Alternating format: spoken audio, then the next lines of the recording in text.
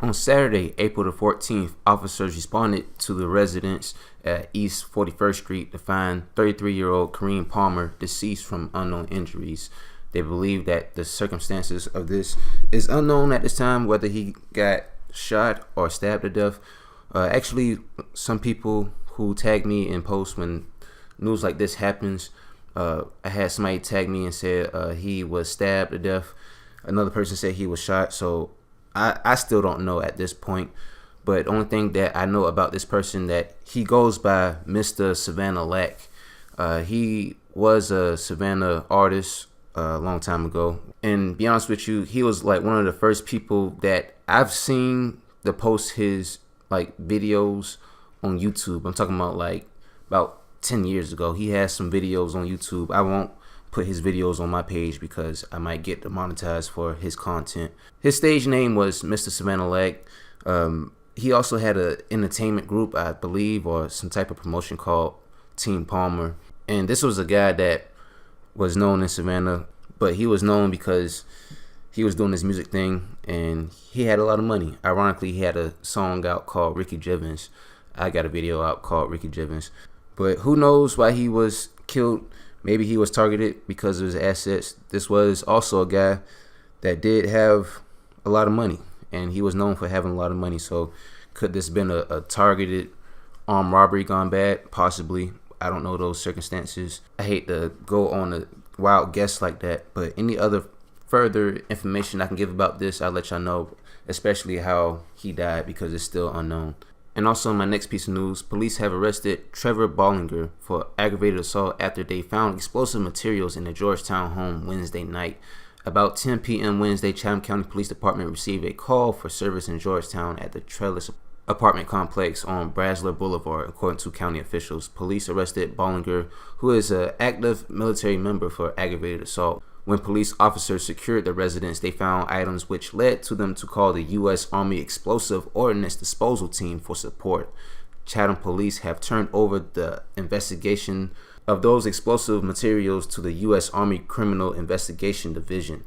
So he wasn't arrested or charged for having firearms or having explosive devices. He was just actually arrested for aggravated assault. So now they're just wondering, well, how did he get these explosive materials in his home? Because if you're using military guns, that's a big felony for anybody, military or not. So I don't believe you can use a military gun on the street, or even explosives for that nature. And you can imagine the type of damage. They still haven't released what type of devices he had, whether it was an RPG, a grenade, landmines, whatever it could be. They still haven't released that information as well.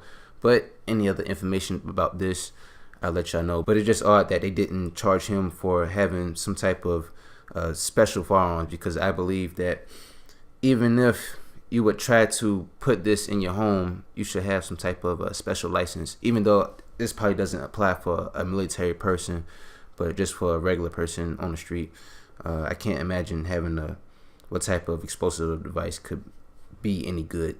And in my last piece of news, a jury on Saturday night convicted a Savannah man on all counts in the 2013 slaying of a Thunderbolt couple in what prosecutors argued was an execution of two people on the driveway of their home.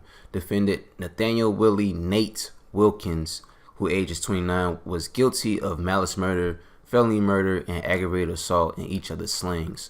Forrest Ison, a 27-year-old executive chef at the Brazier 529 restaurant, and Alice Stevens, who age was 24, was a hostess and a waitress there, was gunned down on November the 3rd, 2013 by two men during an aborted armed robbery at their address at 3134 Robertson Avenue in Thunderbolt. Testimony showed that the assailants used two firearms, a .45 caliber semi-automatic and a .22 caliber revolver.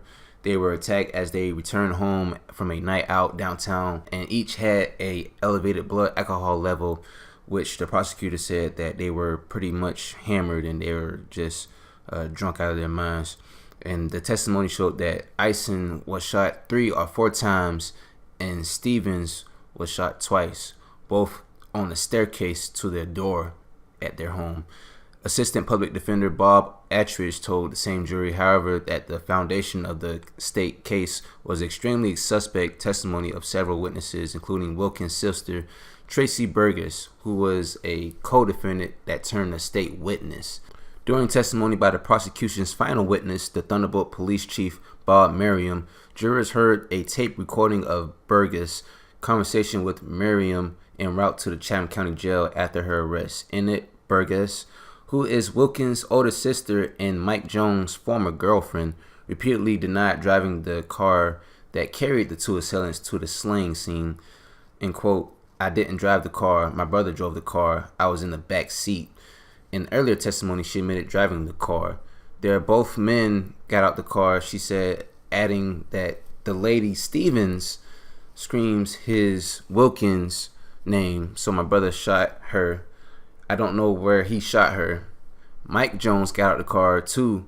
Mike shot too. I was scared. I was scared. I was scared. That's what she was saying. And she tearfully told Miriam that her brother had threatened to kill her if she talked. That was all a part of the scheme to get a deal from prosecutors. So she agreed to plead guilty to a charge of conspiracy to commit armed robbery in return for prosecutors dropping murder charges against her. She remains in Chatham County Jail, and her plea deal remains pending. And the second guy, Mike Jones, he was actually convicted in 2016 on charges of the slaying that he bragged about it to more than half a dozen friends and colleagues. He was sentenced to 2 consecutive life prison sentences with the possibility of parole.